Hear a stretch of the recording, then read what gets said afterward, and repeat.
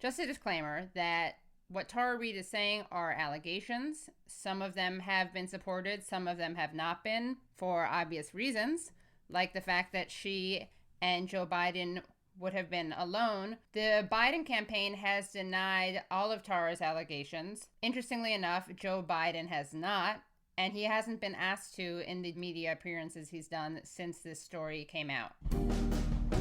Hello and welcome to the Katie Halper Show. You can hear the Katie Halper Show on iTunes, on SoundCloud. You can rate and review us on iTunes. You can support the show at Patreon, patreon.com/The Katie Halper Show. Again, that's patreon.com/The Katie Halper Show. On today's show, I'm releasing an interview that I did with a close friend of Tara Reade. I'm also playing two interviews I did, little mini interviews. One is with Ryan Grimm, who broke the Tara Reade story. Another is with Rich McHugh, who's covered Tara Reade's story since, and the fact that she filed a police report. So make sure you listen to the whole episode, because after the Jane Doe interview, I talked to Ryan and then Rich. As listeners probably know, I interviewed Tara Reade at the end of March. She alleged on my show that Joe Biden had sexually assaulted her in 1993 when she was working for him as a staff assistant. Now, Reade had come forward about some of her experiences working for Biden in April of 2019. When Lucy Flores came forward to accuse Biden of inappropriate touching, Reade was one of the 7 additional women to share their experiences. At the time, in April 2019, Reade told a journalist that Biden had inappropriately touched her, put his hands on her shoulders, had run his fingers up and down her neck. She also shared with the journalist that when she complained about this treatment, she was basically pushed out of her job. But there was more to Reade's story.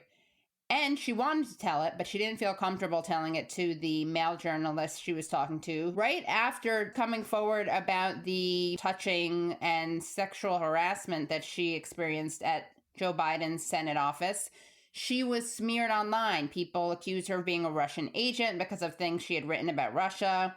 And it even affected her employment because, she alleges, people weren't interested in working with her because when they Googled her name, these articles about her would show up. Also, she was doxxed and threatened. But she really wanted to share the rest of her story. So she emailed dozens of journalists and politicians and advocates. She tweeted about it. She tweeted that there was more to her story. She was really desperate trying to get her story out. And she finally connected with Time's Up, a nonprofit founded to help women tell their Me Too stories. As Ryan Grimm reported at the Intercept, Time's Up refused to represent Tara. They told her it was because she was going after someone running for federal office and that would jeopardize their 501c3 status. They didn't tell Tara that the public relations firm that works on their behalf, SKD Knickerbocker, whose managing director, Anita Dunn, is the top advisor to Biden's presidential campaign. So Ryan publishes his piece, and I interview Tara, and there's near silence. It's picked up in a handful of publications. Crystal Ball and Sagar and Jetty interview her on Rising.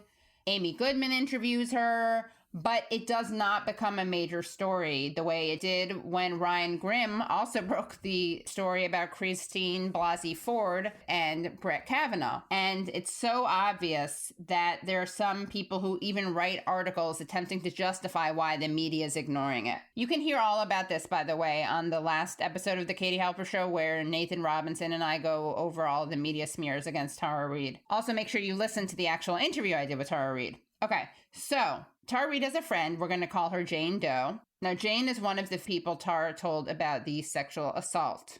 Jane doesn't want to go on the record under her real name, but she's not anonymous. She's identified herself to journalists. The New York Times interviewed her. The Washington Post interviewed her. The AP, Vox. So it's not a question of not knowing who she is. She merely doesn't want to go on the record and publicly reveal her name. So something interesting happened. There's been all this blackout about Tara Reade. There's been victim blaming and a real bias. The New York Times, for instance, edited something because the Biden campaign wanted them to, and actually the executive editor admitted this, which is crazy. And the latest one is that NPR did a short little story on Tara Reade, and a couple of interesting things happened. They kept mentioning what Biden supporters think. Biden supporters also question a few specific things. NPR never mentioned what Tara supporters think or what Biden's critics think. It's almost like they're directly parroting Biden talking points. Biden supporters also question a few specific things. Her outspoken support of other Democratic candidates. Tara Reade liked politicians other than the man that she's accusing of sexual assault. That's really suspicious, right? These effusive online posts that she had written in the past praising the Russian leader Vladimir Putin. As if that's relevant. They engage in a lot of the rape culture perpetuating tropes that I've pointed out elsewhere, bringing up the fact that she's tweeted positive things about Biden. And they wonder why, as recently as 2017, she praised Biden online. As if that means she wasn't assaulted by him. You know who else has made that argument? Harvey Weinstein's lawyers, who tried to use emails sent to Weinstein by his victims that were quote-unquote loving to prove that he hadn't actually assaulted them. And in case you didn't know, that did not work. But even after our reporting out of the story, Lulu, there are still some very big questions. You know, some of Reade's details have been inconsistent. And the classic, she changed her storyline. And her story has changed over time. Which just is not true. Anyone who cares about sexual assault and trauma knows that people frequently don't come forward with all of their allegations at the same time. Something that Tara's detractors bring up a lot is the fact that Trump has also been accused of rape and sexual assault, which is true. More than a dozen women have publicly accused President Trump of various incidents of sexual assault. And that he faces more allegations, which is also true. Biden has never been accused of sexual assault before. How does that factor into this story? And those things are fine to bring up, but not fine to bring up when you're using them as an excuse to dismiss what Tara is saying. I can't believe we're living in a world where news organizations so openly peddle the talking points put out by the Biden campaign. Okay, I didn't expect to get that angry. Anyway, so here's the thing. NPR records an interview with Tara's friend, Jane Doe. NPR did speak with the friend who corroborated Reade's account. But they decide not to release it. Now, if you've heard NPR, they have interviewed people in the past who are anonymous and they'll put voice distorters on them. But for some reason, this woman, Jane Doe, they decided not to use her. What they have instead is they have Tara on one side. They refuse to run the interview they recorded with her close friend who can corroborate that Tara told her about this when it happened. But they do have on Dennis Toner. He's a longtime Biden aide. I also spoke to Melissa Lefko. She was a junior staffer at the time. Here is the interview I recorded with Jane Doe. Here's what you should look out for in terms of what Jane says that corroborates what Tara has said to me and to others. One is that Tara had told her at the time about walking into an argument. When I walked in, people's voice were raised. They were arguing. There was a legislative assistant. She turned to me and she said, the senator thinks that you're pretty and that you have nice legs and he wants you to serve drinks at this event, fundraising event. So do you have to wear the bunny ears, the Hugh Hefner costume? Yeah. I mean, what the hell is this? She also corroborates that Tara told her that she had been asked to dress less provocatively. She was told to dress differently. She corroborates that Tara told her that she had complained about this treatment. And she also says that she suggested that Tara complain. Naively enough, I'm like, well, go to your boss, go to someone in the office, go to HR, report it, She also corroborates that Tara made a written complaint outside of the Senate in a congressional building. Forget the name of the office, but basically it was outside of the Senate world. Is more of a higher level congressional. She confirms. You'll see during the interview that she expresses how much she dislikes remembering what Tara told her. I treated hearing that initially as how can I help my friend feel better? And afterward, I tried to forget every bit of it as if I drove by a bad accident on the highway. And because this was the first time that I spoke to Jane, I didn't want to press her about those details. After that interview, I felt like we had developed some trust. And that same day, I called her back and asked her, do you remember any details? And she said, she did share that she was held up against a wall. When I said, did you feel like you could walk away? Said no.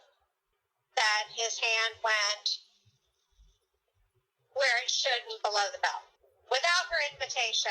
I recorded this interview after I spoke to Tara, but before I released the interview with Tara.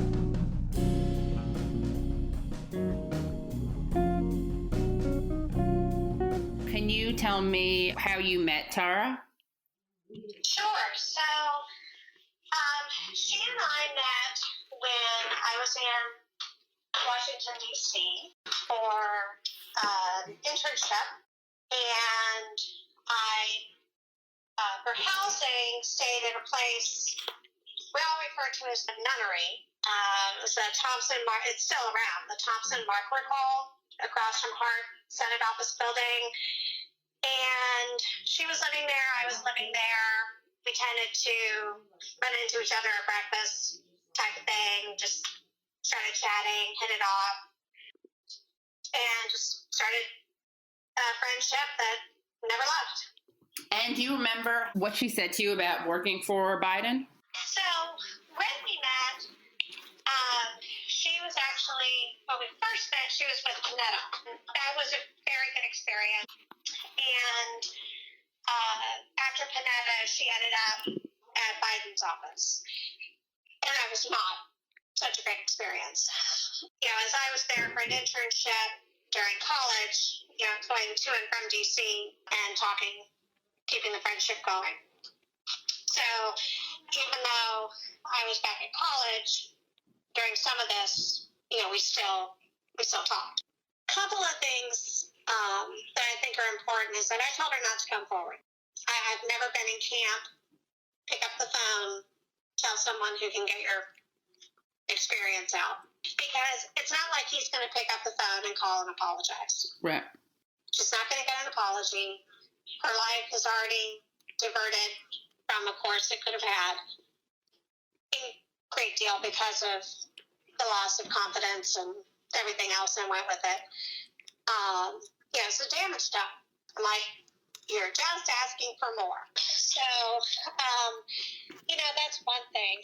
And the other thing is, back there was nothing resembling Me Too. There was nothing resembling Time's Offer anything to help, you know, women who are at the wrong place at the wrong time. And I had very positive experiences in the different offices I worked in on Capitol Hill. So much so that hearing of her flat out wrong and bad experiences made me feel guilty. Because when she first said some things, I'm like, oh, he's one of those. Mm-hmm. It's like, you know, the guys are okay to go out with in the dating world and they're what to avoid. Same thing for bosses. Yeah, I, through the luck of things, had wonderful, professional, supportive, respectful bosses. And so when she started sharing, you know, first little things and then worse things, it was just that, okay, he's one of those to avoid. And naively enough, I'm like, well, go to your boss, you know, go to someone in the office, go to HR, Mm-hmm. you know, report it, you know. And, you know, she did those things, and it's just nothing happened. The, you know, interns and a lot of staff are not, they're either not paid at all, they're there for college credit, or they're paid nominally. Right. So a lot of the perks came to, oh, here's a ticket for a hospitality suite, or here's a ticket for something at the Kennedy Center, Right. or here's an office with a window. Right. So when those things that are free, gimme perks start slipping away and you start ending up in a broom closet with no windows. I mean, Right. There's literally an episode of West Wing with a basement. I mean, there are good offices, there are bad offices. And a lot of things started changing for her in the workplace. You know, they put her in a horrible tiny office. And, you know, at that time, I mean, now, everybody has a camera on them with their phone. Back then, you literally had to carry a camera. I mean, bad behavior was rampant because people weren't caught. It wasn't documented. And if it was documented with people who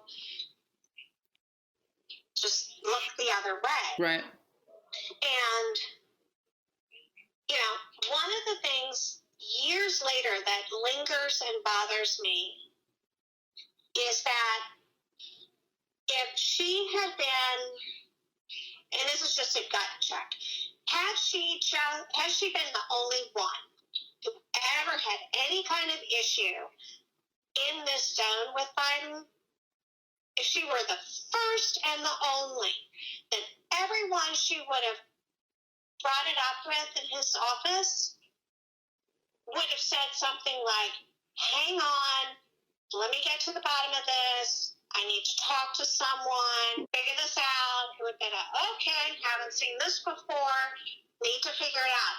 It was canned.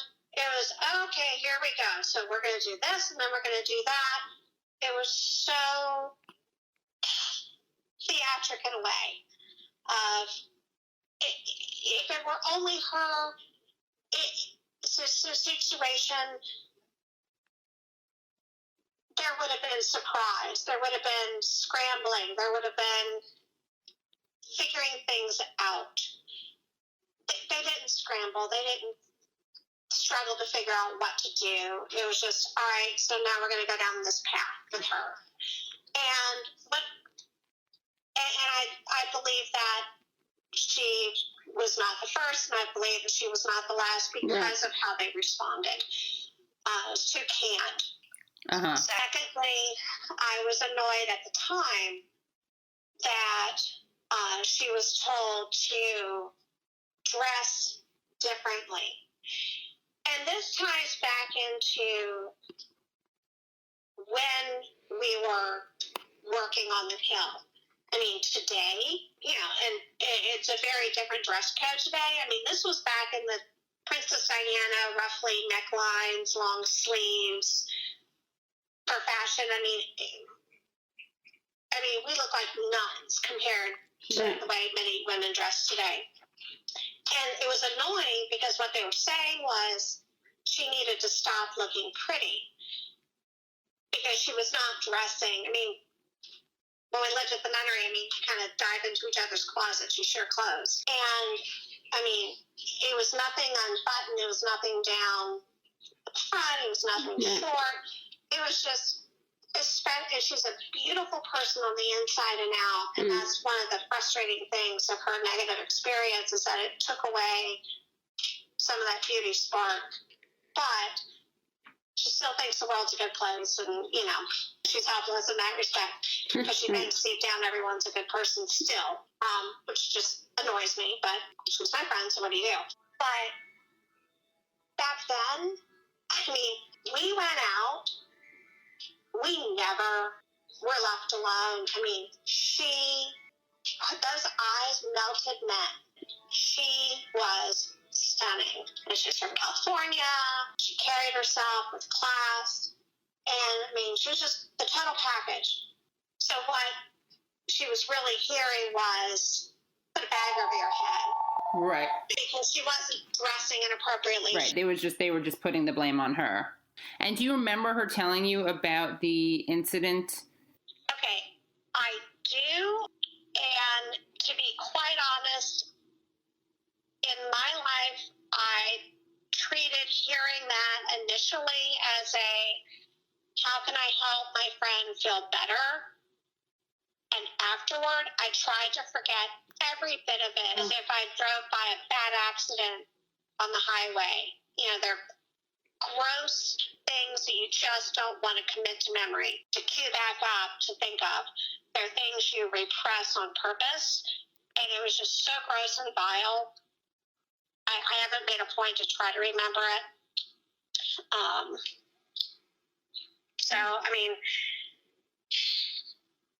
But, I do have to say that, it's not like I met her last week and she said, oh, once upon a time this happened to me. It was back then. And just even hearing a friend go through something like that, the resources available today were not there then. They just weren't. There were no websites to point her to with ways to start pulling her life back together or cope or not get depressed or anything like that. You know, your resources were whatever you knew and whoever you knew. That was it. You know, again, it was just icky and gross. And you know, I'll be quite honest, when I see women come forward at different points in time, my initial thought is, oh, really? Sure. And yet, I think it's because deep down, I think people are good people too, just enough to not want to believe it. So it's just like, I can't go there. I can't let myself go to a place to see that person actually doing that thing. So it must not be true. It must not be real. But, you know, when a friend calls you, when you have a couple friends in the world and one of them calls you and walks you through things, it's like you just feel helpless.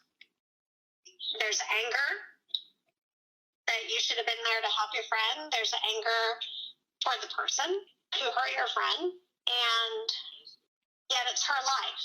You know, she has to decide what she's comfortable doing after such a thing. And she and I are on different ends of the continuum as far as that goes. I mean, she has a daughter. I don't have a daughter. She's concerned about the future workplaces her daughter will be in general, that, you know, organizations need to not hope certain people go away as a way to deal with things that might happen. Because you know what? We're still humans. You know, we're not robots yet. So these things are going to happen. It's a matter of trying to put people on notice that it's not okay. Letting women who have these things happen know there are things that can help them. And just, it's not a boys will be boys world. Back there it was. Do you remember, like, do you have any memories of, like, where you were when she told you about what happened, what she was like, you know, what her mood was like? So I was back on my college campus, and she called me, and she was confused. I would say if there were a word cloud of how she was, yeah, she was definitely confused, disoriented, not as upset as I would have been. She was upset, but she wasn't angry. She was processing. She, you know, reached out to me in part, I think, to help her process. Like, not how big a deal was that, but just, what am I supposed to do with this? And sort of that emotion if somebody gives you like a gift that you would never, ever, ever ask or want for. It's like, oh, great, now what do I do with this? It's just that you don't even know where north is. And she was just completely spinning. And unfortunately for her, didn't stop spinning for a long time. And I am very, you know, people should be held accountable for what they actually do, and we're all adults, and yes, bad things happen to everyone, but we control how we move forward. But it was really beyond the veil for her to just go back to a normal life. The confidence loss professionally, on a professional level, on a personal level, you know, it wasn't paradise loss. It was confidence loss. It was just I thought I was doing the right things. And that was part of the confusion and what she was processing. She's like, you know, I wanted to go there. I wanted to learn the political process. I wanted to see it up close. I wanted to help make the world a better place in my own way. what did I do wrong? Was that not a good thing to want to do? You start second guessing every single thing that got you there. And I'm like, there was nothing wrong with that. There was nothing wrong with wanting that. It was, again, that flip of a coin, she got a bad office. Mm-hmm. Because of one person and lots of people around him who I felt were very polished and had a deal with somebody bringing a complaint forward like that. She has a much bigger heart than I do. And God bless her, because this is probably what insulated her to the point where she can still function in this world.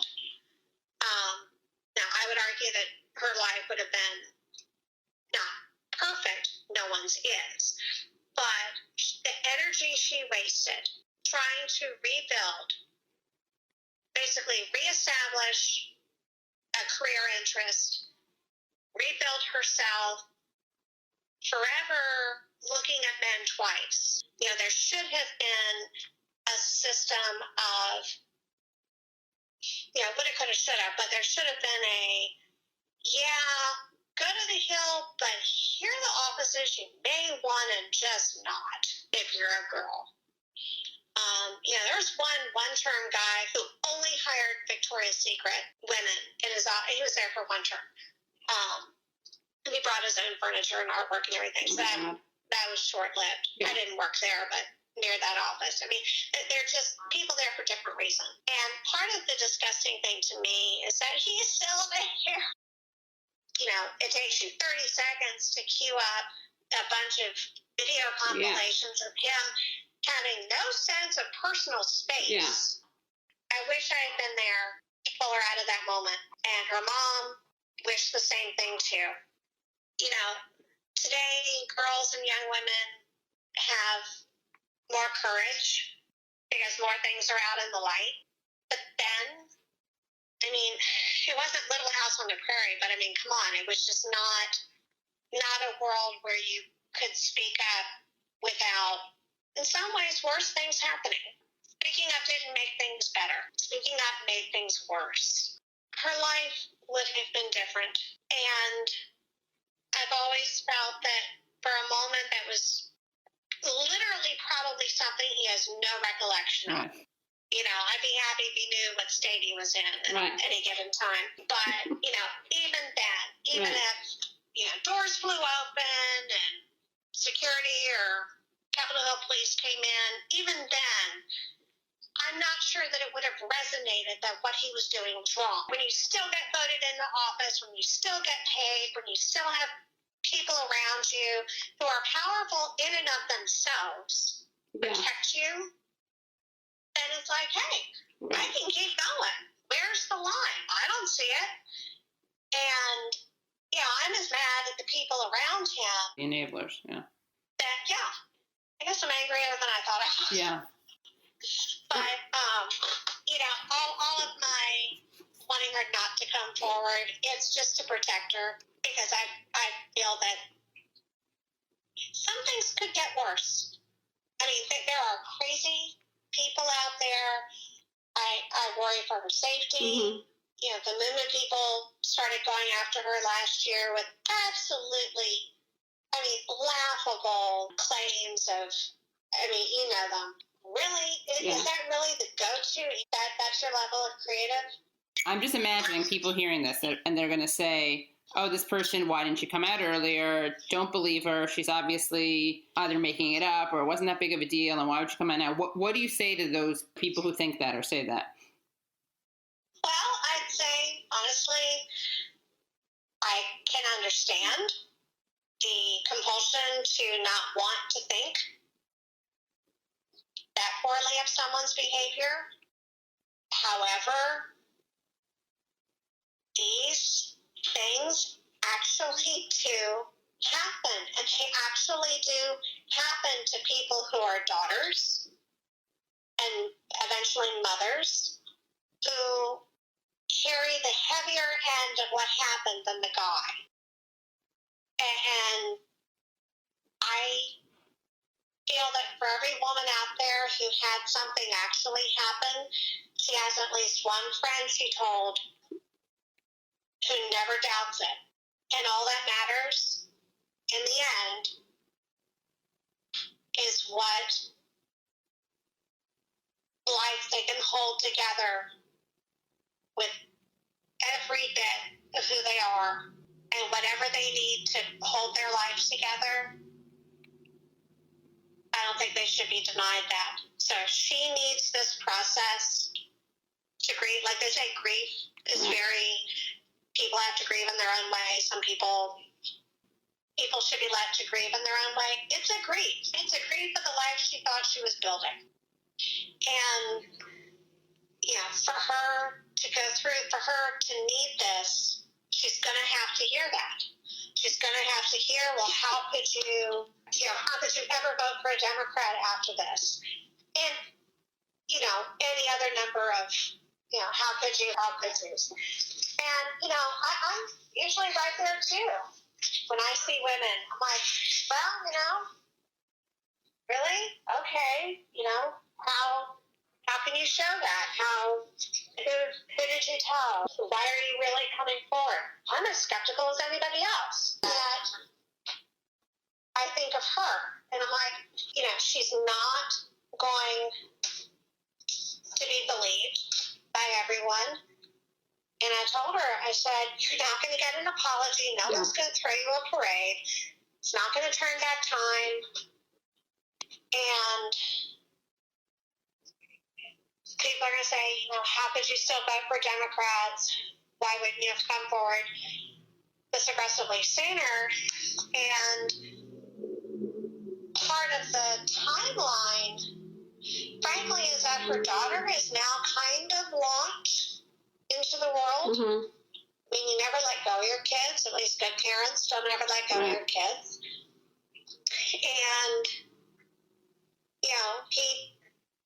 in my opinion, he took a lot of what was special away from her because she started second-guessing herself, and the way she looked at the world before this was really special.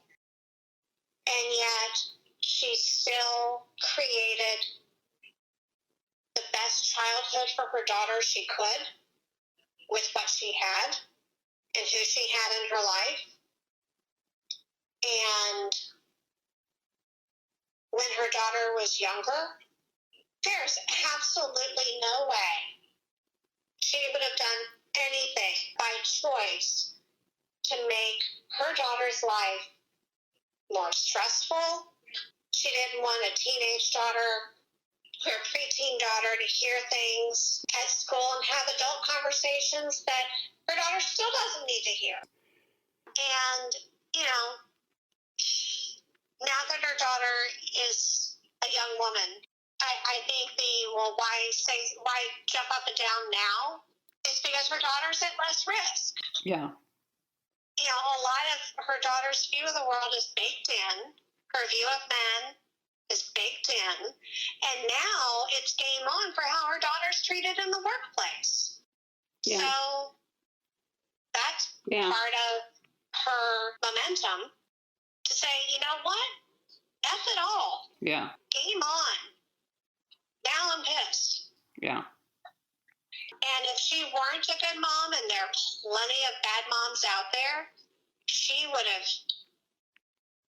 probably come forward years ago, not caring about the destruction it would have caused for her daughter. But she was a good mom first. And that's why now is a better time. It's funny because what you said about how he took away so much of her that was special. She told me about this older secretary who worked there who said to her something like, you were so enthusiastic and happy when you came here, and now there's something, you have a sadness, and I'm sorry. And said, if you ever want to talk, and gave her number. Oh, really? Yeah.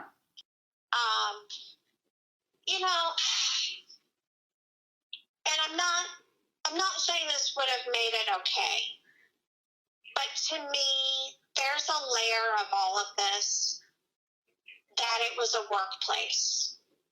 It wasn't like his first campaign, loosely structured, wheels falling off the car campaign staff. It's not really an office. They're not really business cards. It's, you might be throwing a pizza every now and then, grand volunteer thing.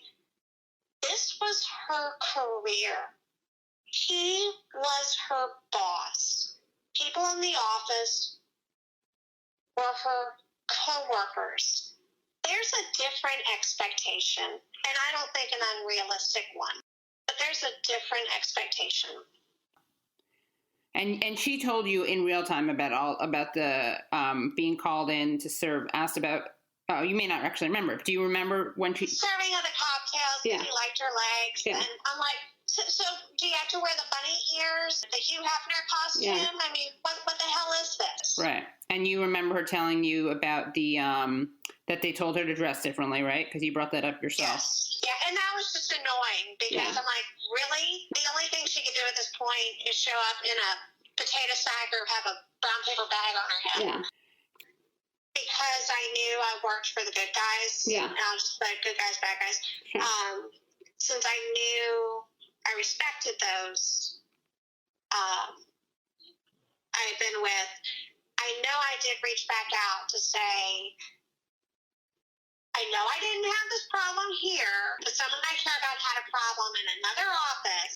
What should she have done? Because nothing's really better. Nothing's really happening. I want to help my friend. And basically, at that time, the path that she actually had already taken is what they said to do. They're like, let me get back to you. And then go back. It's like, okay, if someone's having that type of problem, they need to go. It wasn't like the architects of the Capitol, but there was some main central Hill HR office. This was decades ago. But basically everything they came back and said, well, somebody should do this. It's what she'd already done. But I never said, all right, here's my friend's name. Right. Here's her boss. There was nothing direct. But I'd ask, from a process level, nothing's happening. So it's like, we need to try something different. And I forget the name of the office, but basically it was outside of the Senate world. It was more of a higher level congressional. Okay. Again, I don't think she should do this. Well, there's so much obviously in the news right now that part of how I have challenged her, like tried to counsel her, challenge her is, your face has already been on the screen of, I think, ABC Evening News with other women a year ago. Nothing fucking changed. Pardon my French. I'm like, it's out, but I knew then that she, wasn't super happy to do it. She felt like she had to do it. Part of what I'm wondering is, are people even going to care? And see, and the Time's Up angle is interesting to me. I know I need to learn more about who they are and what they do, but I know enough to know that shouldn't they have leaned toward protecting her versus protecting him? Isn't that the whole point of getting women to come forward? Yeah. I'm almost proud that they admitted that they have. I mean, I'm conflicted. I'm happy with them on one hand, and I'm highly confused on the other. So what they're really saying is, it's okay as a woman to come forward as long as the person isn't actively running for office. But the minute they resign their candidacy, we're there for you the day after. Okay, well, thank you so much. Sure. All right. Well, good luck with your piece. Thank you. And if you can, please help my friend. And now I talk to Ryan Grimm, whose children start playing in the background, so we have to end the interview kind of short and suddenly. #CoronaLife. Ryan Grimm is the Intercept journalist who broke the Christine Blasey Ford story at the Intercept, and likewise he broke the Tara Reade story at the Intercept, and he talks to me about how the reactions to them have been different. Ryan Grimm was previously the Washington bureau chief for HuffPost, where he led a team that was twice a finalist for the Pulitzer Prize and won once. He's a contributor to the Young Turks Network and the author of the book We've Got People, From Jesse Jackson to Alexandria Ocasio-Cortez, The End of Big Money and the Rise of a Movement. You can follow him on Twitter at Ryan Grimm. Can you tell me how reporting on this story compared to reporting on the Christine Blasey Ford story? Sure. I mean, there are a ton of differences, of course, but one similarity might be that the press was reluctant to touch either one of these, and I think, but for different reasons. The Blasey Ford case was something that a lot of reporters knew about and were chasing in a way, but most gave up, hit various walls. And what I ended up reporting was that the allegation existed. I didn't report details on the allegation, and I did not report her name. Right. I only reported that there were people on the Judiciary Committee who were aware of it, senators who were aware of it, and who wanted more information on it from the ranking Democrat, Dianne Feinstein, and couldn't get it. And so there was a political controversy, which kind of allowed me to make news out of it. And once that news broke open, then the floodgates were open, and Dianne Feinstein then turned over the information that she had to the FBI. It went into Kavanaugh's background file. And once it was in the background file, more people had access to it. And once more people had access to it, it was bound to leak. Right. And it was then a huge story within a day or two. Right. And so the press kind of moved on from me. Whereas with this story, I reported the fact that Tara had come forward to Time's Up, and Time's Up had declined on the record, because the person she was accusing was Joe Biden and was running for federal office. And then, fairly soon after that, you published your interview with her. But after that, there was very little follow-up. Right. And so because there was so little follow-up, then the focus was on kind of you and me. Yeah. Whereas with the Blasey Ford situation, the entire media, global media, descended on the scene. And so, I just kind of backed away from that. Right. Went back to normal political coverage. Right. What was the actual thing that Feinstein was sitting on? Blasey Ford called Anna Eshoo, who was her local congresswoman. First of all, she'd called the Washington Post and reached out through their tip line, but the Washington Post didn't get the story together until later. Right. So she called Anna Eshoo. Eshoo helped her put it in a letter, and they kind of hand-delivered it, made sure that Feinstein's office had it. She then was in touch with Feinstein's office, and the way that Ronan Farrow had reported it is that Feinstein's staffers urged her to kind of step back and said that, that it was going to make it was so long ago, it happened in high school. She didn't have people that she had told at the time. A lot of people weren't going to believe her. It wasn't necessarily going to make a difference. Farrow also reported that Feinstein had said that she didn't want a divisive confirmation fight. She was running for re-election against a progressive Democrat. So Feinstein's challenge was from her left, and so she needed to lock down Republican support, ironically, for her general election. So she was not eager to have a contentious, ultimately losing confirmation fight that was centered around sexual assault allegation from decades earlier. That was just not how she wanted this thing to go down. And so I think Blasey Ford, heard the staff out and said, okay, fine. Why upend my life if the people who are in charge of this don't think it's a good idea and don't think it's going to work. But there were other Democrats who said, wait a minute, we can't just wave this guy through if he attempted to rape somebody in high school. we need to hear more about this.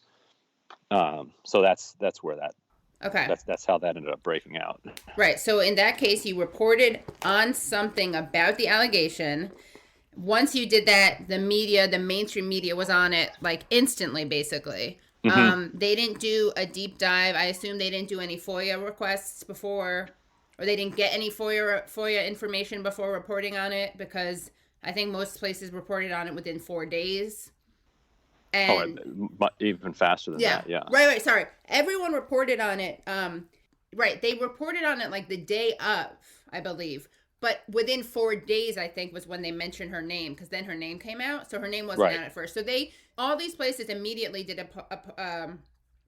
pieces. The Washington Post, the New York Times, all the legacy media did pieces on this story. You didn't touch Blasey Ford's allegations, right? You just touched the fact. I said there were allegations. It was high school. It involved Kavanaugh and a friend at a party and a woman, a high school student at the time. But I did not get, because I had heard various versions of it, right, from the actual version that turned out to be the case to some types of pranks or like other, right. And so I had multiple different sources telling different versions of it. Right. So I didn't tell a version of it. Right. I just said that there's a serious allegation. Right. So the story was a kind of meta story about Dianne Feinstein sitting on allegations. Did you say what it was, sexual assault, or it was just no, just that it was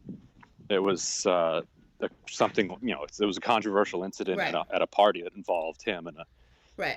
Okay. And maybe Republicans did this, but no liberals or legacy media were like, why didn't Ryan report on what actually happened? And if he didn't report on it, it means that he didn't believe her. Did that happen at all?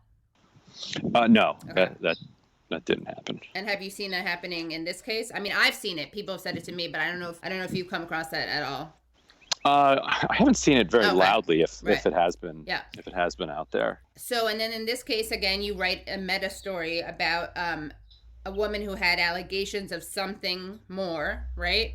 Who went to tell her story to Time's Up, and they would not give her PR support to tell this story.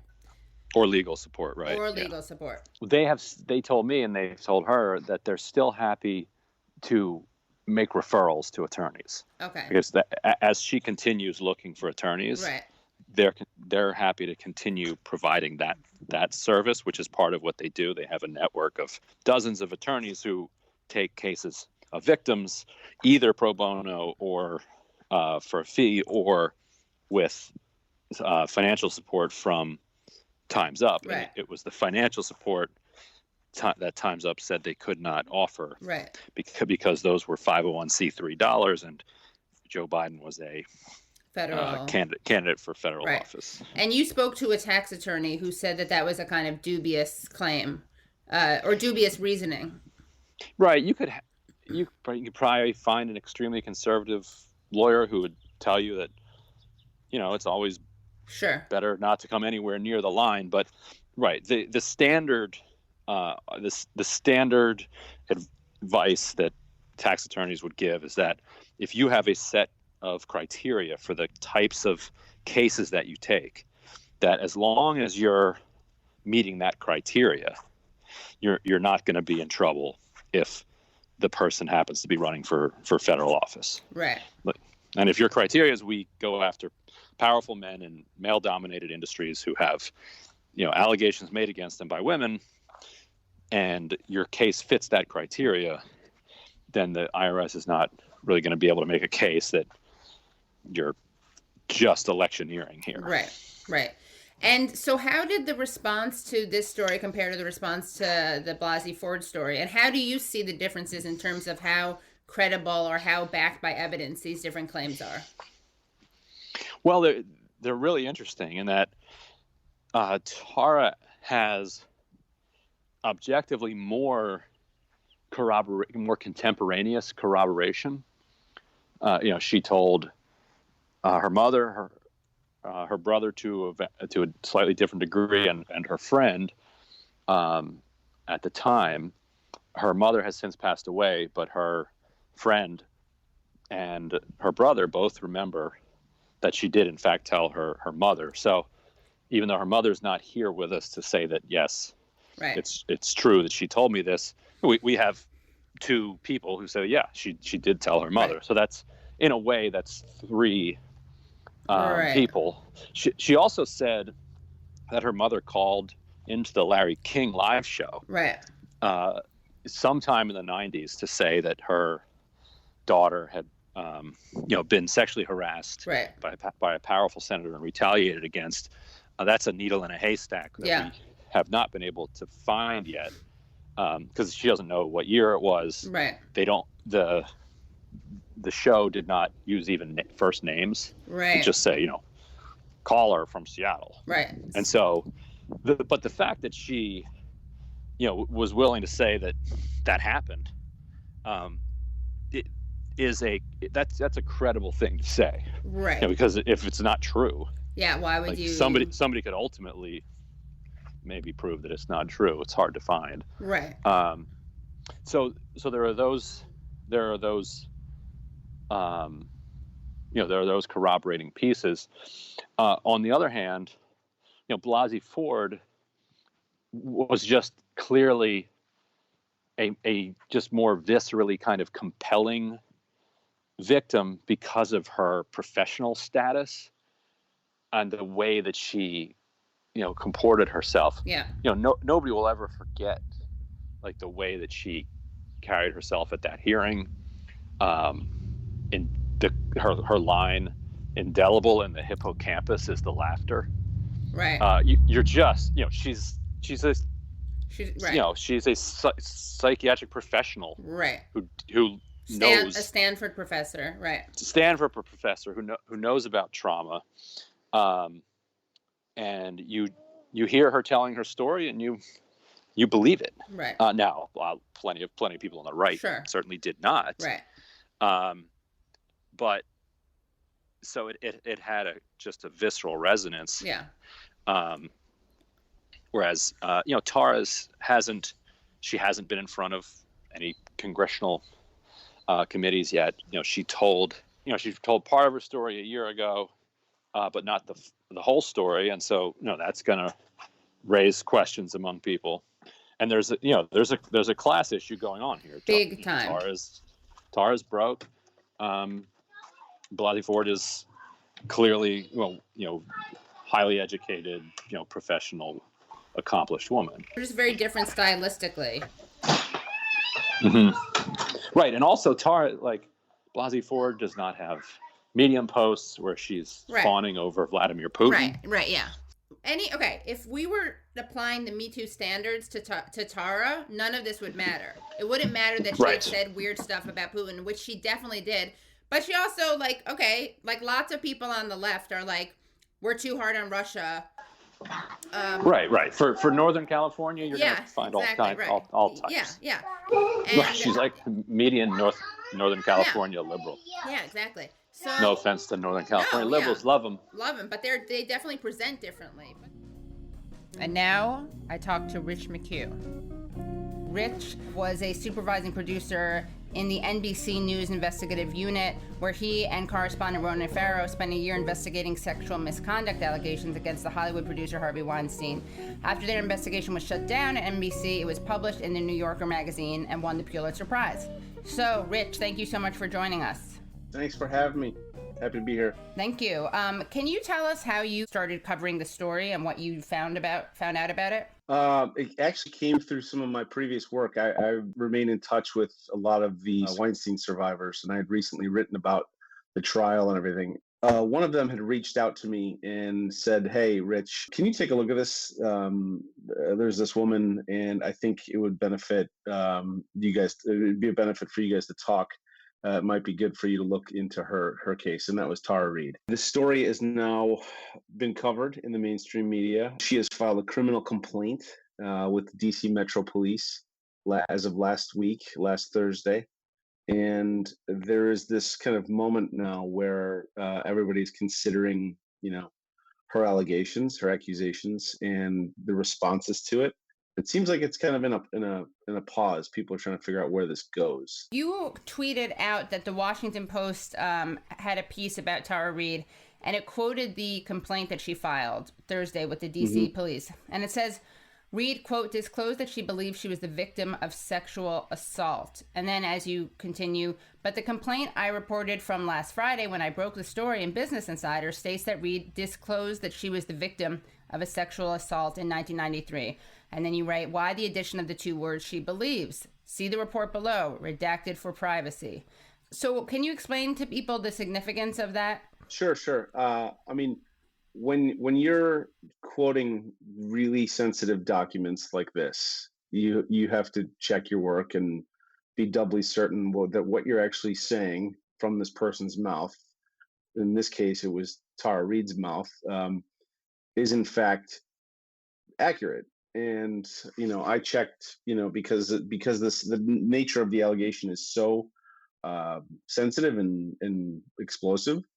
And so when I quoted it, I was pretty sure I was correct. And then when I saw the Washington Post story, I was talking with one of my editors at the Business Insider, John Cook, and he said, he actually pointed it out to me. He's like, "Did you get a different copy of the police report?"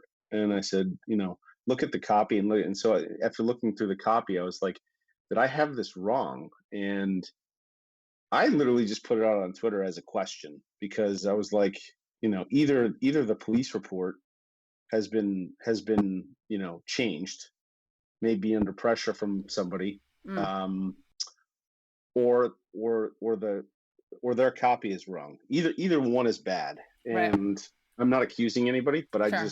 I'm putting it out there. I'm like, this is odd, because, and I made some calls and basically was steered down a road that saying, no, your copy is good. And so the Washington Post, I believe it was yesterday, made a correction to their story and changed it to reflect what was actually on the police report. Did you freak out for a second? Like, did you think you got it wrong? I was nervous that I got it wrong. Yes, because I was like, I didn't, you never want to be wrong with right. a story like this. You want to just be bulletproof. And I was nervous. But then I was like, you know what?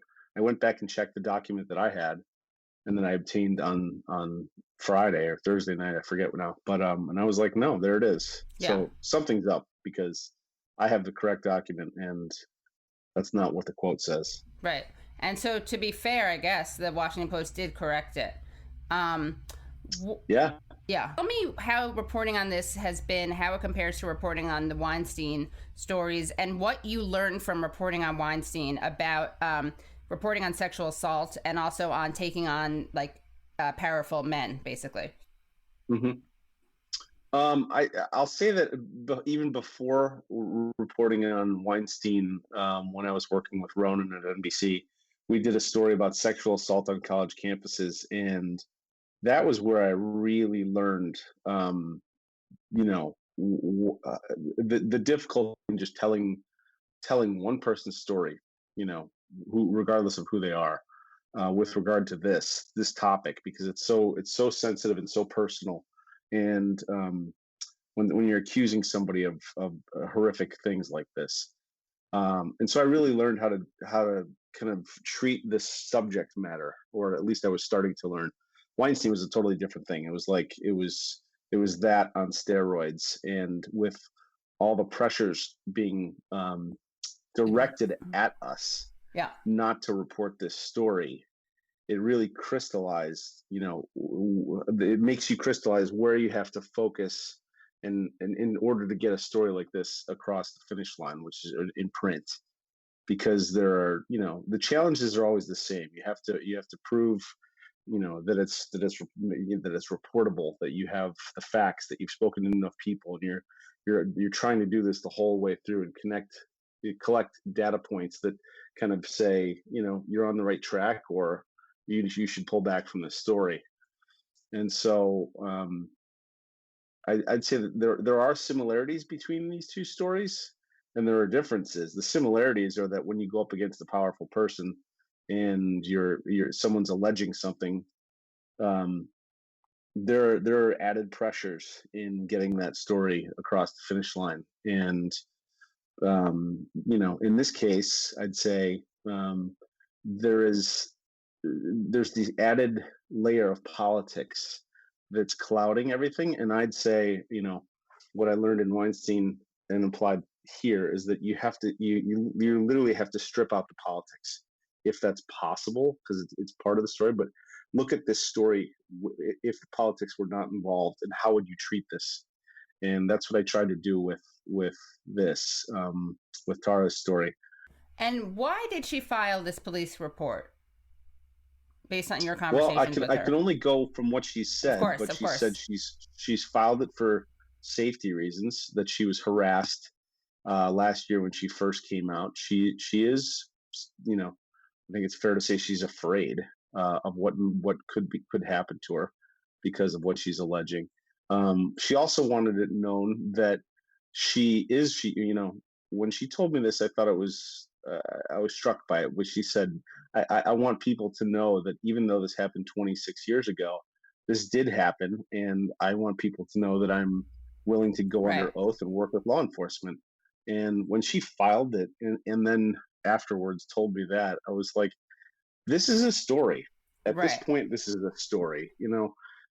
Just because somebody alleges something against a presidential candidate doesn't mean it's a story. But when certain people can corroborate parts of a story, and you as a reporter chase down things, and then there's a police report filed, that raised it to a different level instantly and made it reportable. Right. And just so people know, what happened was Tara Reade in April 2019, when Lucy Flores came forward to accuse Joe Biden of inappropriately touching her, Tara Reade came forward and said that Biden had done similar things to her, inappropriate touching, when she was working for him as a legislative aide in 1993. Now, she, as we'll soon see, or now as we now know, there was more to her story.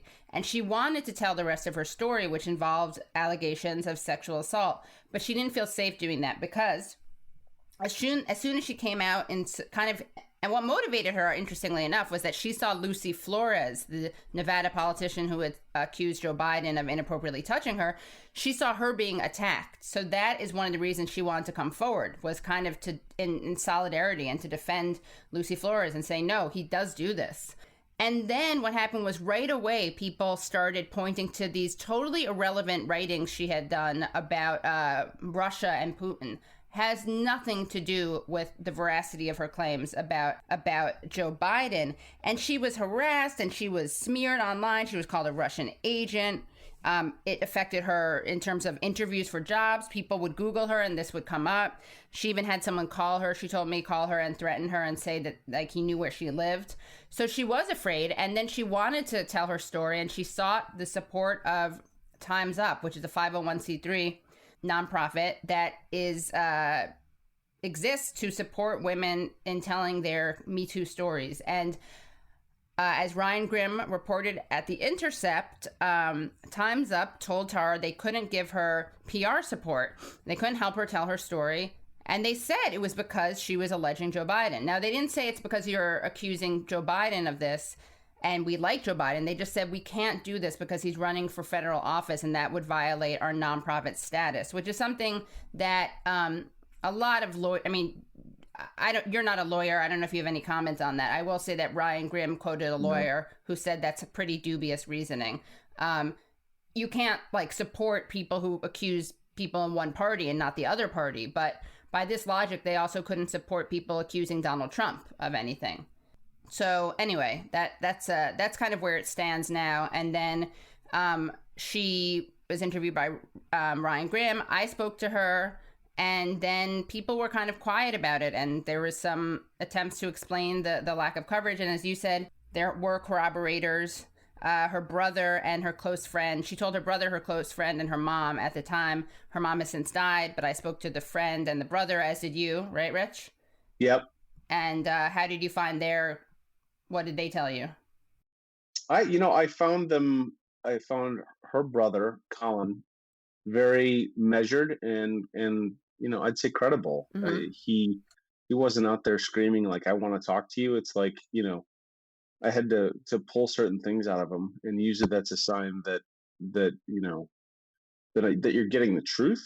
And same thing with her friend, who you also spoke with, Yeah. and like I asked her a ton of questions, and there was no discrepancy that I found, Right. and it kind of it just advances the trust you have in a story to a certain point, And I should say, like, I didn't discredit the Russia writings and other things like that. Like, it's all part of the equation that you have to factor whether you're going to go forward with this, and it's certainly part of the conversation. But I think the corroborating voices, Right.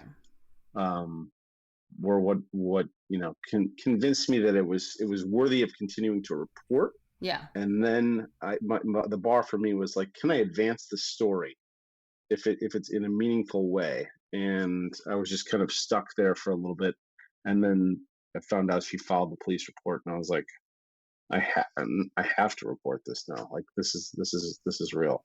Right. And anything else you want to make sure listeners know, or that you want to share about your reporting on this or other stories? No, I think it's important that these are sensitive topics, and I get it that it's a presidential election, but it's important that I think that if there is a bedrock there of I can't say complete corroboration, but there's enough that this story deserves to be heard and investigated and continue to be investigated.